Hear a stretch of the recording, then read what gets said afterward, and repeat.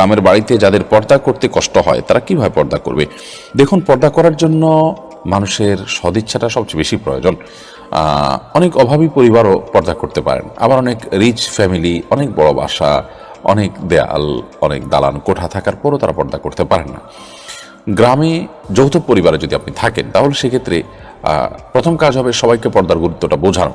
যদি সবাইকে পর্দার গুরুত্ব বোঝাতে পারেন তাহলে আমরা ছেলেবেলায় যেমন দেখেছি যে বাহির থেকে কেউ আসার সময় কাশি দিয়ে আওয়াজ দিয়ে আসতেন, তাতে মেয়েরা সেফ সাইডে চলে যেতেন। আবার বের হওয়ার সময় কক্ষ থেকে তারাও একইভাবে আওয়াজ দিয়ে আসতেন। আর মেয়েরা যখন বাইরে যেতেন যথাসম্ভব ঘুমটা টেনে এমনভাবে বের হতেন যে তাদেরকে দেখা না যায়।